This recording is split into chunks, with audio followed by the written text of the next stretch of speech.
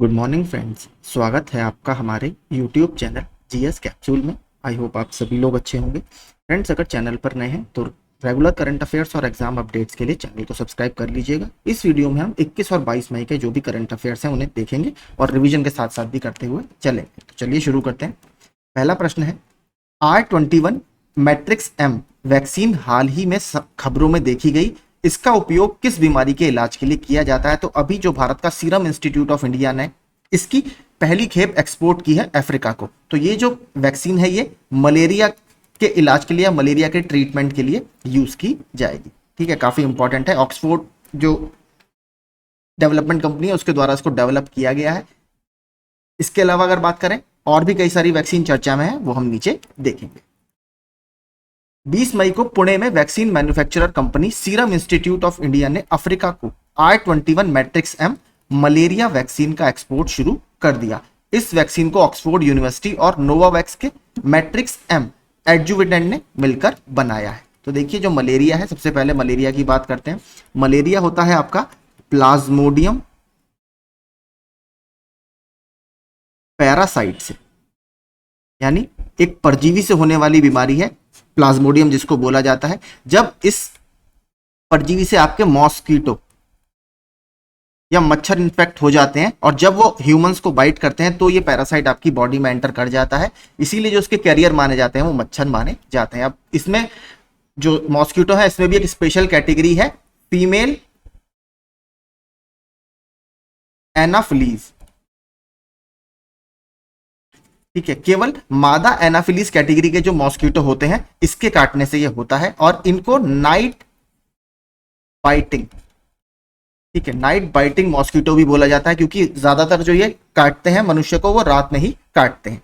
अगर बात करें कितने तरह का वेरिएंट होता है, तो देखिए वैसे तो जो प्लाज्मोडियम होता है ये 5 तरीके का होता है, लेकिन 2 सबसे ज्यादा कॉमन माने जाते हैं। एक होता है प्लाज्मोडियम विवैक्स, एक होता है प्लाज्मोडियम फैल्सीपैरम।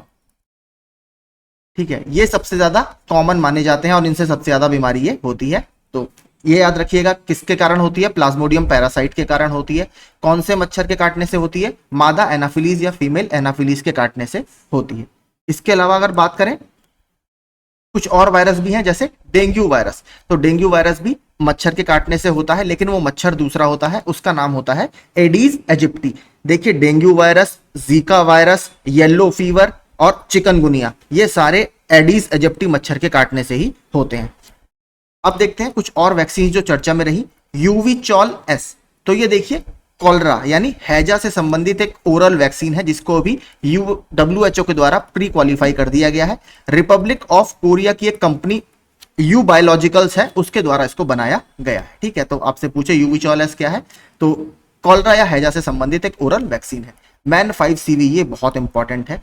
मैन 5CV का मतलब क्या है? MEN मेनिंजाइटिस, और 5 मतलब 5 तरीके का जो मेनिंजाइटिस का स्ट्रेन होता है उससे संबंधित ये वैक्सीन है। मेनिंजाइटिस क्या होता है? मैंने आपको बताया था, हमारे ब्रेन के ऊपर एक लेयर रहती है, प्रोटेक्टिव लेयर रहती है जिसको मेनिंजेस बोलते हैं। जब उस मेनिंजेस में सूजन आने लगती है तो उसको बोला जाता है मेनिंजाइटिस। तो उसी को ट्रीट करने के लिए ये वैक्सीन बनाई गई है और पहली जो कंट्री है जो इस वैक्सीन का यूज करेगी वो है अफ्रीका की नाइजीरिया। अगला mRNA 4157 या V940, ये एक वैक्सीन है जो स्किन कैंसर को ट्रीट करने के लिए यूज की जाएगी, जिसको हम मेलानोमा भी बोलते हैं। देखिए ये क्या है, इसका अभी 3rd फेज का क्लिनिकल ट्रायल चल रहा है। आपको पता है क्योंकि हर वैक्सीन अलग अलग बॉडी में अलग तरीके से रिएक्ट करती है, तो अभी इसका 3rd फेज का क्लिनिकल ट्रायल चल रहा है। कहां पर? यूनाइटेड किंगडम में।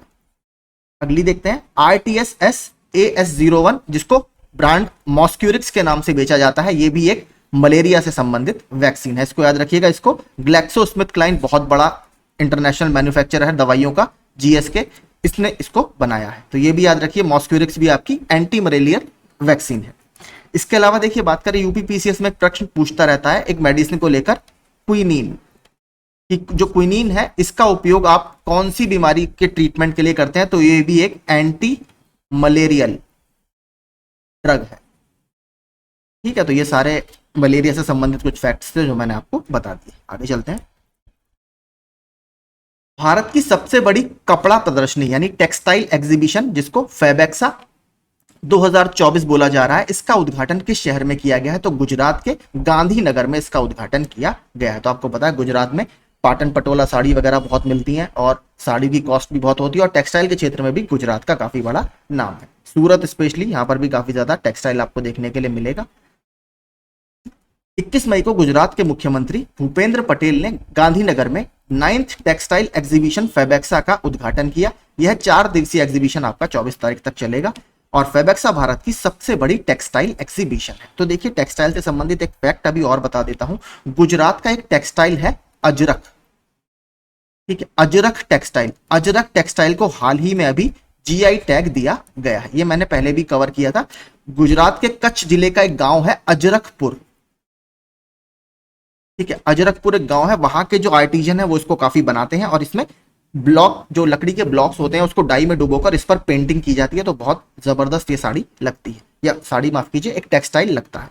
तो अजरक टेक्सटाइल अगर आपसे पूछे तो ये गुजरात का ही एक जीआई प्रोडक्ट है। इसके अलावा गुजरात के कौन से दूसरे प्रोडक्ट को अभी जीआई टैग मिला है? अंबाजी मार्बल, अंबाजी मार्बल या अंबाजी व्हाइट मार्बल, इसको भी अभी जीआई टैग दे दिया गया है। आगे चलते हैं। इसके अलावा कुछ और जो मेले और एग्जीबिशन अभी चर्चा में रही हैं, प्रदर्शनी, तो वर्ल्ड आर्ट फेयर, विश्व कला मेला भी हुआ था यूएई के शहर दुबई में। इसके अलावा गल्फ न्यूज एजुकेशन फेयर, ये भी आपका दुबई में हुआ था। गेटेक्स 2024, तो गेटेक्स 24 एक प्रदर्शनी हुई थी, global exhibition on training and, माफ कीजिए ये थोड़ा टाइपिंग मिस्टेक है यहाँ पर, global exhibition on training and education, ठीक है, global exhibition on training and education यहाँ पर है। इसको मैं सही कर पीडीएफ में आपको दे दूंगा। ये आपकी दुबई में आयोजित की गई थी। इसके अलावा एक और अभी ललित कला प्रदर्शनी हुई है दुबई में, उसका नाम है आर्तरा 2024। ललित कला प्रदर्शनी और प्रतियोगिता ये भी आपकी दुबई में आयोजित की गई। तो दुबई में हाल ही में 4 प्रतियोगिताएं आपकी आयोजित की गई थी। आगे चलते हैं। माउंट एवरेस्ट पर चढ़ने वाली सबसे उम्रदराज भारतीय महिला कौन बन गई है? तो माउंट एवरेस्ट विश्व की सबसे ऊंची चोटी है जिसकी ऊंचाई 8,848 मीटर है। नेपाल में स्थित है। नेपाल में इसको सागर माथा के नाम से जाना जाता है। तो ये जो बनी है, कौन बनी है? ज्योति रात्रे जी बनी है और 55 वर्ष की आयु में इन्होंने इस माउंट एवरेस्ट पर चढ़ाई की और अपने सेकेंड अटेम्प्ट में इन्होंने ये कारनामा हासिल किया है। इसके अलावा और ऑप्शन देख लेते हैं। दीपा कर्माकर भारत की जिम्नास्ट हैं। पूर्णिमा देवी बर्मन जी एक पर्यावरण संरक्षण करता है जिनको हाल ही में भी विटले गोल्ड मेडल अवार्ड से सम्मानित किया गया है, जिसको ग्रीन ऑस्कर भी बोला जाता है। कामी रीता शेरपा कौन है? इन्होंने 29 बार माउंट एवरेस्ट पर चढ़ाई कर ली है। अभी हाल ही में 2 से 3 दिन पहले चर्चा में थी। माउंट एवरेस्ट पर सबसे ज्यादा चढ़ाई करने वाले ये बन गए हैं। और ज्योति रात्रे के बारे में मैंने आपको बता दिया, भोपाल की एक माउंटेनियर है। इसके अलावा कुछ और जो महिलाएं अभी चर्चा में रही हैं उनको देखते हैं। First female prime minister of Democratic Republic of Congo कौन बनी है? पहली महिला प्रधानमंत्री कॉन्गो गणराज्य की Judith Suminwa Tuluka. First female DGP of Meghalaya, तो मेघालय की पहली महिला डायरेक्टर जनरल ऑफ पुलिस कौन बनी है? इदाशीशा नोंगरेंग बनी है। First female high commissioner of UK to India, United Kingdom ने भारत में पहली महिला हाई कमिश्नर किसको नियुक्त किया है? लिंडी कैमरून को। 84वीं ग्रैंड मास्टर ऑफ इंडिया कौन बनी है? वैशाली रमेश बाबू बनी है। इसके बाद देखिए आपके 85th ग्रैंड मास्टर भी बन गए हैं, उनका नाम है पी श्याम निखिल, जो तमिलनाडु से बिलोंग करते हैं। विटले गोल्ड अवार्ड 2024 जिसको ग्रीन ऑस्कर के नाम से जाना जाता है, किसको मिला है? डॉक्टर पूर्णिमा देवी बर्मन जी को मिला है। असम की एक पर्यावरण संरक्षण करता है। और एक पक्षी है ग्रेटर एडजुटेंट स्टॉर्क, हरगिला सारस उसको बोला जाता है हिंदी में, उसके संरक्षण में काफी ज्यादा काम ये करती है। कैम्ब्रिज डेडिकेटेड टीचर अवार्ड 2024 मैना रीजन, देखिए मैना फुल फॉर्म है मिडिल ईस्ट और नॉर्थ अफ्रीका, इस क्षेत्र में जो शिक्षा के क्षेत्र में काफी अच्छा काम करते हैं मैना रीजन में, उनको यह अवार्ड कैम्ब्रिज यूनिवर्सिटी के द्वारा दिया जाता है। और जीना जस्टिस को मैना रीजन के लिए अवार्ड दिया गया है। ये शारजाह यूनाइटेड अरब एमिरेट्स का एक स्कूल है, गर्ल्स स्कूल, वहां पर ये टीचर है। अगला, किस फुटबॉल क्लब ने रिकॉर्ड 8वीं बार प्रतिष्ठित इंग्लिश प्रीमियर लीग ट्रॉफी जीती है? तो वेस्ट हैम को हराया मैनचेस्टर सिटी ने फाइनल में, ठीक है, ये मैनचेस्टर सिटी के बहुत फेमस प्लेयर हैं। वेस्ट हैम को इन्होंने फाइनल में हराकर 8th टाइम ये टाइटल जीता है। इसके अलावा यहां पर आप पढ़ सकते हैं पूरा। अगर कुछ और स्पोर्ट्स इवेंट्स देखें जो अभी चर्चा में रहे हैं, फेडरेशन कप भुवनेश्वर, यहां पर नीरज चोपड़ा ने गोल्ड मेडल जीता है। सुल्तान अजलन शाह कप 2024 ये हॉकी से संबंधित एक टूर्नामेंट है जो मलेशिया में आयोजित किया जाता है और यहां पर जापान ने फाइनल में पाकिस्तान को पेनल्टी शूटआउट में हराया। और ये इंपॉर्टेंट क्यों है, जापान का ये पहला सुल्तान अजलन शाह कप है। इंडियन सुपर लीग टाइटल जो फुटबॉल से संबंधित टूर्नामेंट है, किसने जीता, मुंबई सिटी एफसी ने जीता। फाइनल में इन्होंने मोहन बागान फुटबॉल क्लब को हराया और कोलकाता में यह फाइनल आयोजित किया गया। देखिए एक इंपॉर्टेंट जापान से फैक्ट और यहीं पर बता देता हूं, जापान का एक शहर है कोबे, ठीक है। कोबे में अभी विश्व पैरा एथलेटिक चैंपियनशिप चल रही है, ठीक है। जो आपके फिजिकली हैंडीकैप्ड होते हैं या शारीरिक रूप से अक्षम लोग होते हैं, उसकी संबंधित एक एथलेटिक्स चैंपियनशिप चल रही है जापान के कोबे में। केपी श्याम निखिल, इनको इंडिया का 85वां ग्रैंड मास्टर बना दिया गया है। 84वां कौन थी, वैशाली रमेश बाबू। फ्रेंच मोटो जीपी 2024 तो बाइक की जो रेस है वो जॉर्ज मार्टिन ने जीती है। टेबल टेनिस से संबंधित एक इंपॉर्टेंट फैक्ट ये है, मनिका बत्रा जो भारत की टेबल टेनिस स्टार है, टॉप 25 में शामिल होने वाली भारत की पहली महिला टेबल टेनिस प्लेयर ये बन गई है। टेबल टेनिस के एक और भारत में सुपरस्टार है, नाम है शरत कमल। तो शरत कमल चर्चा में क्यों है, जो अभी आपके पेरिस 2024 ओलंपिक होने वाले हैं उसमें जो भारत के फ्लैग बियरर हैं, ठीक है, या जो भारत का झंडा लेकर उसमें आगे चलेंगे सेरेमनी में, उसमें शरत कमल सर को ही चुना गया है। आगे चलते हैं। विश्व शरणार्थी दिवस हर वर्ष मनाया जाता है, तो ये 20 मई को आपका मनाया जाता है। और इस बार इसकी थीम क्या रही है, होप अवे फ्रॉम होम 2024 की थीम रही है।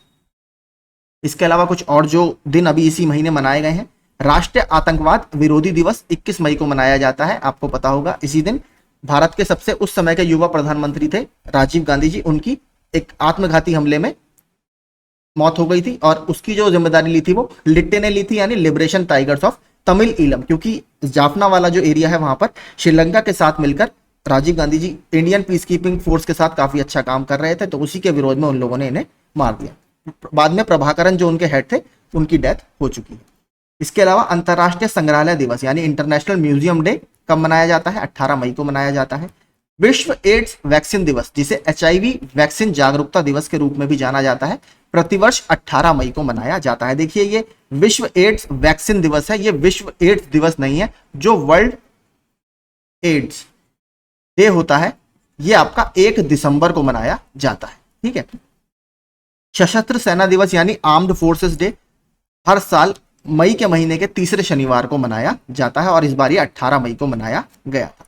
इसके अलावा अंतरराष्ट्रीय चाय दिवस हर साल 21 मई को मनाया जाता है। आगे चलते हैं। लाई चिंग-ते को किस देश का राष्ट्रपति चुना गया है, तो लाई चिंग-ते को अभी ताइवान का राष्ट्रपति चुना गया है। तो चाइना का के पास ही बिल्कुल एक देश है ताइवान, और दोनों के संबंध आपको पता है बहुत ज्यादा अच्छे नहीं रहते हैं, क्योंकि चाइना आपको पता है प्रसारवादी रणनीति अपनाता है और अपने आसपास के जितने भी क्षेत्र हैं उसको अधिग्रहित करने की उसकी मंशा रहती है। चाइना और ताइवान को एक जल डमरू मध्य अलग करता है, उसका क्या नाम है, उसको वैसे अब तो ताइवान स्ट्रेट बोलते हैं, ठीक है। ताइवान जल डमरू मध्य इसको बोलते हैं, पहले इसको फॉर्मोसा, ठीक है, फॉर्मोसा स्ट्रेट के नाम से जाना जाता था, अब इसको ताइवान जल डमरू मध्य बोला जाता है। तो चाइना और ताइवान के मेन लैंड को यही वाटर बॉडी अलग करती है। लाई चिंग-ते साई इंग वेन के स्थान पर, तो इन्होंने किसको रिप्लेस किया है, साई इंग वेन को, ताइवान का राष्ट्रपति का पद ग्रहण किया। अपने उद्घाटन भाषण में उन्होंने देखिए चीन से द्वीप के खिलाफ अपनी सैन्य धमकी बंद करने का आग्रह किया, क्योंकि बार बार चीन इनको धमकी देता रहता है। इसके अलावा कुछ नवनियुक्त प्रधानमंत्री और राष्ट्रपति देख लेते हैं। तो पाकिस्तान के उप प्रधानमंत्री कौन बने हैं, इशाक डार बने हैं। इंडोनेशिया के राष्ट्रपति प्रबोवो सुबियांतो बने हैं। कुवैत के प्रधानमंत्री शेख अब्दुल्ला अल अहमद अल सबा बने हैं।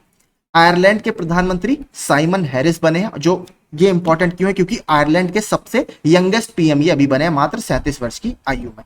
और स्लोवाकिया के राष्ट्रपति का चुनाव अभी किसने जीता है, पीटर पेलेग्रिनी ने जीता है। और देखिए स्लोवाकिया अभी बहुत चर्चा में है, यहाँ के जो प्राइम मिनिस्टर हैं रॉबर्ट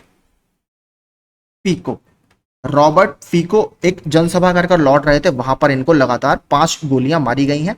उसके बाद ये क्रिटिकल कंडीशन में थे, लेकिन अब ये इस खतरे से बाहर आ गए हैं। तो स्लोवाकिया के हो सकता है प्राइम मिनिस्टर भी आपसे पूछ ले, रॉबर्ट फीको। स्लोवाकिया की अगर हम करेंसी और कैपिटल की बात करें तो इसकी जो करेंसी है वो है ब्राटी स्लावा, क्योंकि ये चर्चा में, इसलिए इसको कवर कर लेते हैं। और इसकी जो मुद्रा है वो है यूरो।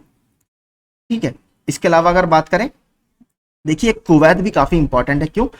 अभी हाल ही में एक हिंदी रेडियो प्रसारण किया गया था, वो कुवैत में ही किया गया था, इसको भी याद रखिएगा। ठीक है, हिंदी रेडियो प्रसारण पहली बार किया गया था दोनों देशों के बीच में संबंधों को बढ़ाने के उद्देश्य से, तो वो कुवैत के साथ ही भारत ने ऑर्गेनाइज किया था। और हाँ, एक तो आप काफी चर्चा में सबने सुना ही होगा, जो ईरान के राष्ट्रपति हैं, आपको पता होगा, मोहम्मद रईसी, उनकी मृत्यु हो गई है एक हेलीकॉप्टर क्रैश में। तो वो भी आप याद रखिएगा, क्योंकि ईरान अभी लगातार न्यूज में है, क्योंकि भारत को वहां के बंदरगाह जो चाबहार पोर्ट है, चाबहार पोर्ट का एक टर्मिनल है शाहिद बहेश्ती टर्मिनल, उसका भारत को 10 साल के लिए ऑपरेट करने का कॉन्ट्रैक्ट मिल गया था। पर्यटक के रूप में अंतरिक्ष की यात्रा करने वाले पहले भारतीय कौन बन गए हैं? तो ये गोपी थोटाकुरा जी बन गए हैं। भारतीय उद्यमी गोपी थोटाकुरा ब्लू ओरिजिन के न्यू शेपर्ड अंतरिक्ष यान पर NS-25 मिशन में शामिल होकर एक पर्यटक के रूप में अंतरिक्ष में जाने वाले पहले भारतीय बन गए। तो ये इंपॉर्टेंट है, क्योंकि फर्स्ट है, हो सकता है आपसे पूछ ले। अगला देखते हैं, पुरुष युगल वर्ग में प्रतिष्ठित थाईलैंड ओपन सुपर 500 टूर्नामेंट किसने जीता है? तो ये जीता गया है चिराग शेट्टी और सात्विक साईराज रैंकी रेड्डी की जोड़ी के द्वारा। इस समय दुनिया में नंबर 3 पर ये इंडियन पेयर है और फाइनल में इन्होंने चीन की जोड़ी को हरा दिया। यहां पर आप देख सकते हैं चैन बो यांग और लियू यी की जोड़ी को इन्होंने फाइनल में हराया। इसके अलावा कुछ और जो स्पोर्ट्स अभी चर्चा में रहे हैं वो भी देख लेते हैं। German tennis star Alexander Zverev ने इटालियन ओपन एकल का खिताब जीतकर इतिहास में अपना नाम दर्ज कराया। तो अभी इटालियन ओपन किसने जीता है? अलेक्जेंडर ज़्वेरेव ने, और कहां के हैं? जर्मनी के हैं। महिला एकल स्पर्धा में पोलैंड की अदम्य इगा स्वेटेक ने पिछले 4 वर्षों में अपना तीसरा खिताब हासिल कर इटालियन ओपन के इतिहास में अपना नाम दर्ज करा लिया। तो जो मेंस कैटेगरी है उसमें जीता है अलेक्जेंडर ज़्वेरेव ने, और फीमेल कैटेगरी में ईगा स्वेटेक ने। रेड बुल के मैक्स वर्स्टेपन ने एमिलिया रोमाग्ना ग्रैंड प्रिक्स जीत लिया है और सेकंड नंबर पर आए हैं मैक्लारेन के लैंडो नॉरिस। ये देखिए बहुत इंपॉर्टेंट है, विश्व पैरा एथलेटिक चैंपियनशिप 2024 जो मैंने आपको बताया जापान का एक शहर है कोबे, वहां पर आयोजित की जा रही है। यहाँ पे भारत की पैरा एथलीट है या पैरा रनर है दीप्ति जीवन जी, इन्होंने इस इवेंट में स्वर्ण पदक जीता और सबसे इंपॉर्टेंट किया है, इन्होंने इस रनिंग के दौरान एक नया वर्ल्ड रिकॉर्ड भी स्थापित कर दिया। तो इन्होंने मात्र 55.07 सेकंड में यह वर्ल्ड रिकॉर्ड बनाया है। अगला देखते हैं, भारत ऑस्ट्रेलिया इंडोनेशिया के बीच त्रिपक्षीय समुद्री सुरक्षा कार्यशाला का दूसरा संस्करण आयोजित किया गया है। तो इसका सेकंड एडिशन था। इंडिया, ऑस्ट्रेलिया और इंडोनेशिया के बीच में एक मैरीटाइम सिक्योरिटी वर्कशॉप आयोजित की गई थी केरल के कोच्चि में। तो वहां पर एक शिप है INS द्रोणाचार्य, यह इंडिया का नेवल बेस है, नौसैनिक अड्डा है INS द्रोणाचार्य, उस पर यह स्थापित या ऑर्गेनाइज की गई थी। तो यह है कोच्चि। इसके बारे में पढ़ लेते हैं। भारत ऑस्ट्रेलिया इंडोनेशिया त्रिपक्षीय समुद्री सुरक्षा कार्यशाला का दूसरा संस्करण क्षेत्र में 3 समुद्री पड़ोसियों के बीच चल रही समुद्री सुरक्षा चुनौतियों और सहयोग के अवसरों पर चर्चा के बाद संपन्न हुआ। कार्यशाला का जो विषय था वर्कशॉप का वो था हिंद महासागर क्षेत्र क्षेत्रीय समुद्री सुरक्षा बढ़ाने के लिए सहयोगात्मक प्रयास, यानी एक तरह से मैरीटाइम सिक्योरिटी को बढ़ाने के लिए कॉपरेशन कैसे किया जाए इंडियन ओशन रीजन में, जिसको IOR बोला जाता है। यह अभ्यास INS द्रोणाचार्य कोच्चि भारत में आयोजित किया गया था। तो ये इंपॉर्टेंट है। इसके अलावा जो और कॉन्फ्रेंस मीटिंग्स या समिट्स चर्चा में रही हैं वो देख लेते हैं। 46वीं अंटार्कटिक ट्रीटी की कमेटी की बैठक कहां पर आयोजित की जाएगी? कोच्चि केरल में आयोजित की जाएगी। वर्ल्ड हाइड्रोजन समिट 2024 कहां पर आयोजित की गई? रॉटरडैम नीदरलैंड्स में। 26वीं विश्व ऊर्जा कांग्रेस या वर्ल्ड एनर्जी कांग्रेस ये भी कहां पर हुई? रॉटरडैम नीदरलैंड्स में। इंडिया स्किल्स जो भारत का कौशल विकास और उद्यमिता मंत्रालय है, यानी ministry of skill development and entrepreneurship है, उसके द्वारा आयोजित की गई कहां पर? नई दिल्ली में।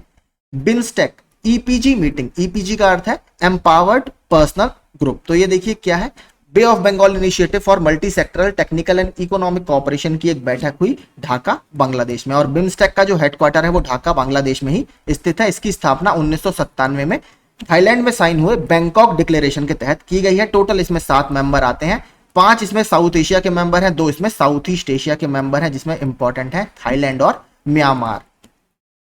अगला, भारत 6G कॉन्फ्रेंस कहां पर आयोजित की गई? नई दिल्ली में आयोजित की गई।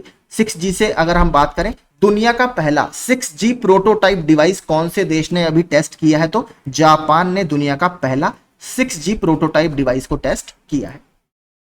आगे चलते हैं।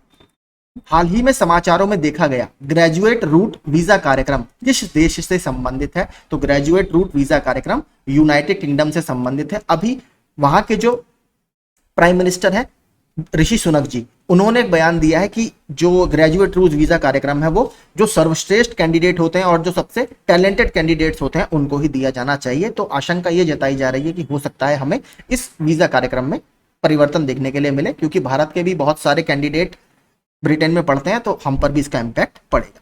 ब्रिटिश प्रधानमंत्री ऋषि सुनक ने ग्रेजुएट रूट वीजा कार्यक्रम में बदलाव करने के बारे में सोच रहे हैं। प्रस्ताव के अनुसार जीआरवी केवल सर्वश्रेष्ठ और प्रतिभाशाली को ही दिया जाना चाहिए। तो इसका बेनिफिट केवल जो सबसे बेस्ट हैं स्टूडेंट और जो टैलेंटेड है उनको ही मिलना चाहिए। इसके अलावा देखिए एक वीजा और अभी चर्चा में था 2 दिन पहले, ब्लू रेजिडेंसी वीजा। तो यूनाइटेड अरब एमिरेट्स, संयुक्त अरब अमीरात ने ऐसे शख्सियतों को जिन्होंने पर्यावरण के क्षेत्र में बहुत अच्छा काम किया है, चाहे वो टेरेस्ट्रियल इकोसिस्टम हो चाहे एक्वेटिक इकोसिस्टम हो, उनको 10 साल के लिए अपने देश में रहने के लिए ब्लू रेजिडेंसी वीजा देने की बात की है। तो ब्लू रेजिडेंसी वीजा अगर पूछे तो यूएई से संबंधित है। अगला देखते हैं। हाल ही में खबरों में रहा सरिस्का बाघ अभ्यारण्य किस राज्य में है? तो सरिस्का बाघ अभ्यारण्य राजस्थान का एक टाइगर रिजर्व है। बहुत इंपॉर्टेंट देखिए टाइगर रिजर्व है, क्यों? हुआ क्या था 2004 में इस बाघ अभ्यारण्य के सारे टाइगर्स का अवैध शिकार की वजह से हनन हो गया था और यहां पर कोई भी टाइगर नहीं बचा था। बाद में राजस्थान के एक दूसरे टाइगर रिजर्व रणथंभौर, ठीक है, रणथंभौर से कुछ टाइगर्स को लाकर यहां पर रीइंट्रोड्यूस किया गया, उनकी ब्रीडिंग कराई गई और जिसके बाद यहां पर टाइगर्स की संख्या में हमें बढ़ोतरी देखने के लिए मिली है। तो ये माना भी जाता है कि दुनिया का ये पहला टाइगर रिजर्व है जहां पर सक्सेसफुली टाइगर्स को रीइंट्रोड्यूस किया गया है, जो इनके संरक्षण में एक मील का पत्थर साबित हुआ है। तो ये आप याद रखिए राजस्थान में स्थित है। सरिस्का देखिए अभी 2 से 3 दिन पहले भी चर्चा में था। जो यहाँ के रेवेन्यू रिकॉर्ड्स हैं, राजस्व रिकॉर्ड है, उसमें कुछ समस्या के कारण सरिस्का बाघ अभ्यारण्य पहले भी न्यूज में था। अगर राजस्थान की बात करें तो मैं राजस्थान के आपको और टाइगर रिजर्व भी दिखा देता हूं। तो यहां पर अगर आप देखेंगे सरिस्का, इसकी बात हमने कर ली। इसके अलावा राजस्थान में रणथंभौर है, रामगढ़ विषधारी टाइगर रिजर्व है और इसके अलावा मुकुंदरा हिल्स टाइगर रिजर्व है। यहाँ पर लेपर्ड भी आपको देखने के लिए मिलेंगे मुकुंदरा हिल्स में। इसके अलावा अगर राजस्थान के कुछ नेशनल पार्क की बात करें वो भी मैं आपको दिखा देता हूं। तो ये है राजस्थान के नेशनल पार्क्स।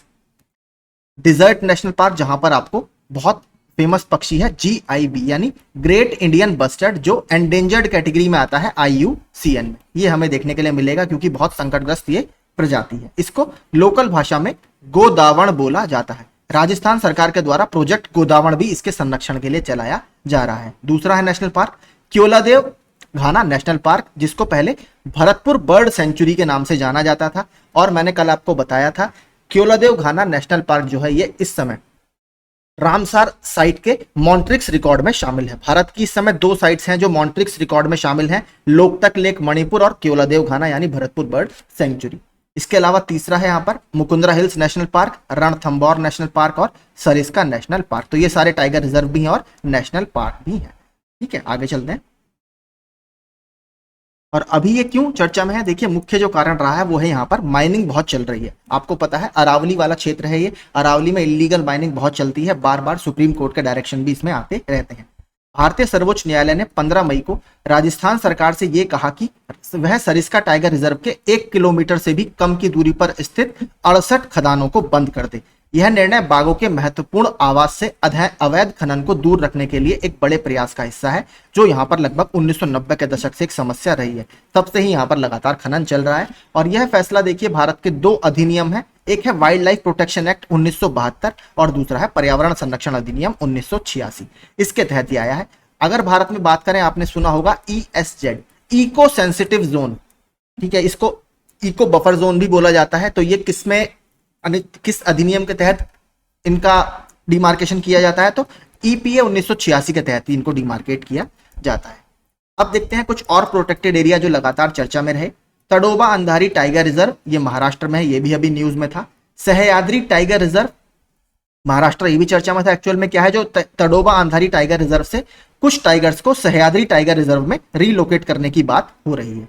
पावंगपुई नेशनल पार्क, ये मिजोरम में स्थित है। मिजोरम में इसके अलावा एक नेशनल पार्क और है, मुरलेन नेशनल पार्क। और ये इंपॉर्टेंट क्यों है, क्योंकि देखिए इसमें यहां पर क्या है, एक बहुत फेमस पहाड़ी है फावंगपुई। तो फावंगपुई मिजोरम की सबसे ऊंची पहाड़ी है, तो इसी के नाम पर इसका नाम फावंगपुई नेशनल पार्क रखा गया है। इसको ब्लू माउंटेन नेशनल पार्क के नाम से भी जाना जाता है, इसको याद रखिएगा। अन्नामलाई टाइगर रिजर्व ये तमिलनाडु में स्थित है। यहाँ पर अभी मानव वन्यजीव संघर्ष के कारण ये चर्चा में था। एक ट्राइब यहाँ पर मिलती है कादर आदिवासी जनजाति। तो कादर आदिवासी जो है ये हाथियों के साथ बहुत मिलजुल कर रहते आए हैं बहुत पुराने समय से, लेकिन अभी इसी जनजाति के एक सदस्य की हाथी द्वारा अटैक कर एक तरह से उनकी डेथ हो गई है। तो ये काफी ज्यादा एक शॉकिंग इंसिडेंट था। अगर कादर आदिवासी आपसे पूछे तो ये केरल और तमिलनाडु के बॉर्डर पर हमें देखने के लिए मिलते हैं। भद्रा टाइगर रिजर्व कर्नाटक में स्थित है। ये क्यों चर्चा में है, ये इसलिए चर्चा में था क्योंकि जो टूरिज्म एक्टिविटीज हैं वो इसके इको सेंसिटिव जोन में काफी ज्यादा बढ़ गई हैं, जिसकी वजह से समस्याएं देखने के लिए मिल रही थी। कौंडिन्य वाइल्ड लाइफ सेंचुरी ये आंध्र प्रदेश में स्थित है। यहाँ पर श्रीलंकन गोल्ड बैग्ड फ्रॉग एक प्रजाति होती है मेंढक की, जिसके पीठ पर गोल्ड कलर की धारियां होती हैं, उसकी खोज अभी यहाँ पर की गई थी। और ये इंपॉर्टेंट क्यों है, ये प्रोजेक्ट एलिफेंट का हिस्सा है और आंध्र प्रदेश में एकमात्र यही वाइल्ड लाइफ सेंचुरी है जहां पर आपको एलिफेंट देखने के लिए मिलेंगे। प्रोजेक्ट एलिफेंट 1992 में भारत सरकार द्वारा लाई गई एक परियोजना है। भारत का पहला एलिफेंट रिजर्व कहां पर बना था, झारखंड का Singhbhum elephant reserve. Eravikulam national park ये कहां पर स्थित है, केरल में स्थित है। अभी हाल ही में ये नीलगिरी तहर, ठीक है, नीलगिरी तहर की वजह से चर्चा में है। नीलगिरी तहर क्या है, ये आपका तमिलनाडु का स्टेट एनिमल है। एराविकुलम नेशनल पार्क केरल में स्थित है। इसी नेशनल पार्क के साथ साथ एक और नेशनल पार्क है तमिलनाडु का मुकुर्थी नेशनल पार्क, वहां पर भी आपको नीलगिरी तहर काफी संख्या में देखने के लिए मिलेंगे।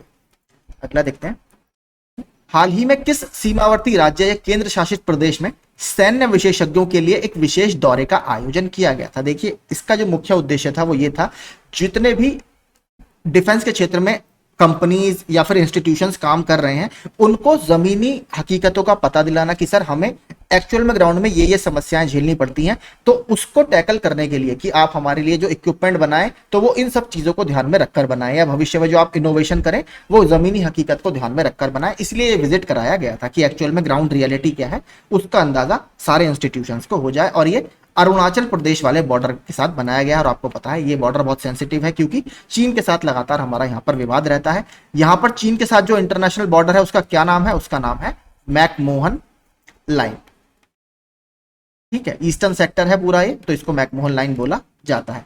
ये इंपॉर्टेंट अभी एक वजह से और चर्चा में है, क्यों, यहाँ पर आप ये जो तवांग वाला एरिया देख रहे हैं यहाँ पर एक पास है, एक दर्रा है, सेला पास, ठीक है। तो नरेंद्र मोदी जी ने यहाँ पर अभी एक टनल का उद्घाटन किया है, देश को सौंपी है सेला टनल।